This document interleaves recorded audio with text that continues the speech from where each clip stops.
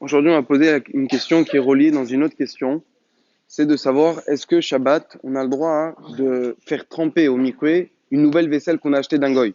On sait qu'une nouvelle vaisselle qu'on prend d'un goy, on est obligé de la tremper au mikvé. Maintenant, est-ce que Shabbat, on a le droit ou pas? Et on va rentrer dans une deuxième question, hein. Est-ce que c'est mouxé pendant Shabbat de déplacer cette vaisselle vu qu'on ne peut pas encore l'utiliser tant qu'on ne l'a pas trempée au mikvé?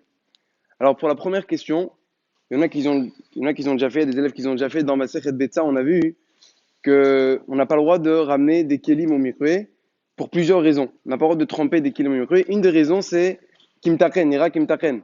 Ça, on dirait qu'il est en train d'arranger quelque chose. Avant ça, il n'a pas le droit de l'utiliser. Maintenant, hein, il a le droit de l'utiliser. Alors, là-bas, la Gemara, elle parle d'un keli qui est fait, qui était tamé. À l'époque, il y avait dit Netuma Vetara, qui était tamé. Maintenant, on veut le rendre tahor.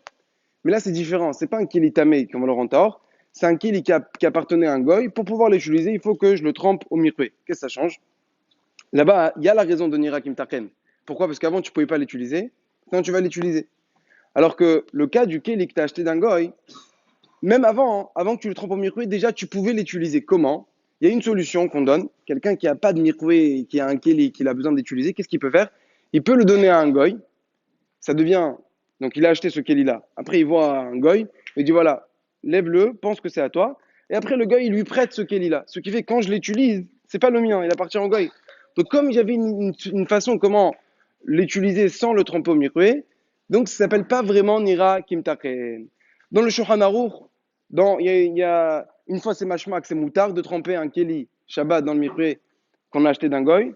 Il y a comme une fois c'est mashma dans Orachaim comme ça, et dans Yorida c'est mashma autre chose. La maskana des poskim c'est de dire quoi? Que le Shulchan Aruch en vérité il se contredit pas. En vérité il permet de tremper au mikvé pendant Shabbat. Sauf que comme il y a des poskim qui pensent que faut pas le faire, alors comme on a une solution facile de donner à un goy, même pendant Shabbat, on peut lui donner, qui vient, il le lève, il pense que c'est à lui, on fait le kinyan et après il nous le rend. C'est pour ça que le Shulchan il a évité de rentrer dans les marloquets. Mais quand même, ça reste que si quelqu'un n'a pas de goy, il pourra le tremper au mikvé pendant Shabbat. Bien sûr, quand il n'y a pas de problème de transporter, de porter pendant Shabbat. Donc, en conclusion, on voit de là qu'on a cette solution de pouvoir le donner à un goy, ou bien, hein, dans les cas qu'on ne peut pas, on pourra même le tremper dans le mikvé. C'est pour ça que maintenant, on va rebondir sur la deuxième question, qu'il n'y a plus le issour de moursé.